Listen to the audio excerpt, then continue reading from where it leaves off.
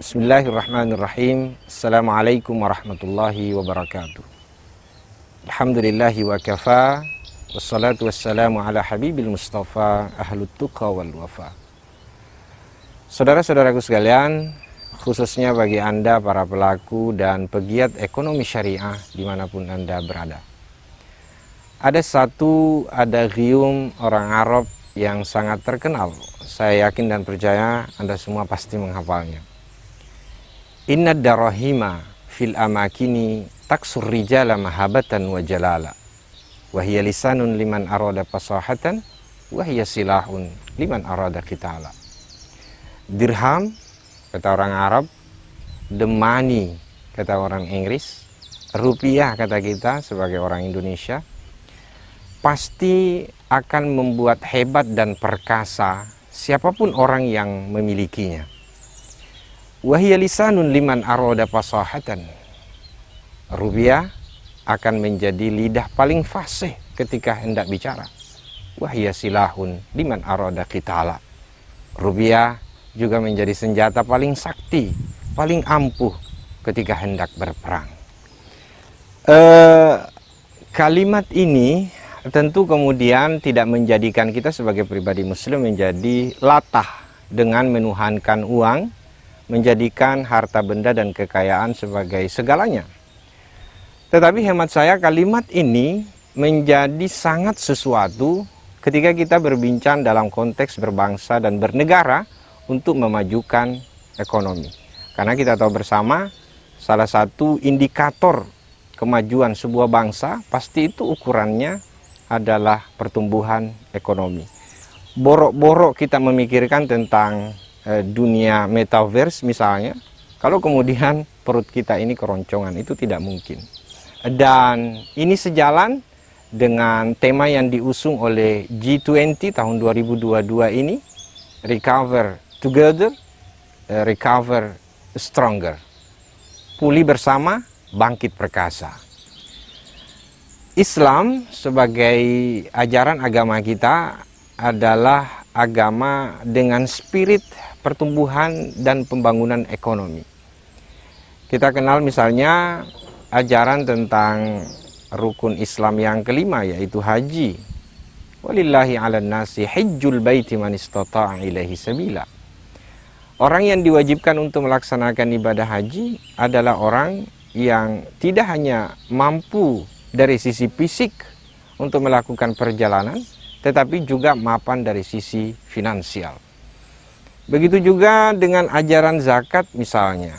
Bayangkan 30 ekor sapi, 40 ekor kambing, 85 gram emas. Kalau zakat pertanian itu 10%.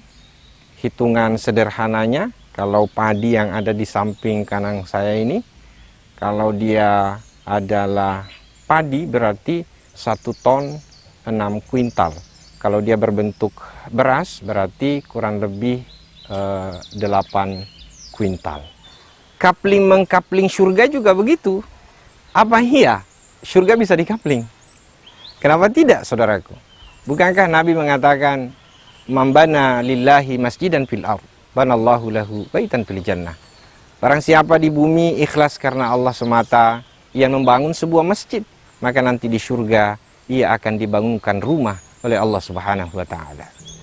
Saudaraku, itulah sebabnya ketika Rasulullah Shallallahu alaihi wasallam bersama dengan para sahabat dalam peristiwa hijrah sampai di Madinah, yang dibangun ketika itu bukan hanya piranti ibadah dengan membangun Masjid Quba, tetapi juga membangun piranti ekonomi dengan menjadikan pasar-pasar yang ada di Madinah yang tadinya hadir dengan konsep ribawi menjadi konsep syariah.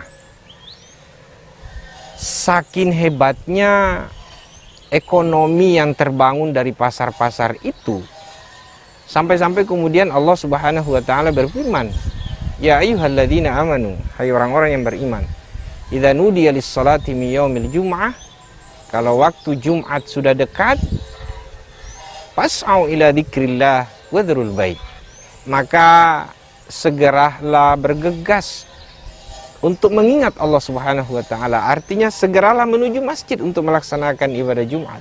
Fas'au ila dzikrillah wadhrul bai', dan tinggalkan jual beli. Tetapi yang menarik, fa idza qudiyatis shalah fantashiru fil ard wabtaghu min fadlillah. Tetapi ketika salat sudah dilaksanakan, salat sudah ditunaikan, fantashiru fil ard, maka bertebaranlah di muka bumi, wabtaghu min fadlillah, cari karunia Allah, dagang lagi. Inilah yang saya maksud sebagai kekuatan kita sebagai seorang muslim. Spirit dari ruh ajaran agama ini adalah spirit pembangunan ekonomi. Saudara-saudaraku sekalian, berbicara tentang konsep ekonomi syariah, kita kenal memang ada dua. Ada yang dari sisi komersial, itulah bank, itulah sukuk dan seterusnya. Tetapi ada juga konsep syariah dari sisi sosial. Itulah yang biasa kita sebut zakat, infak, sedekah, dan wakaf.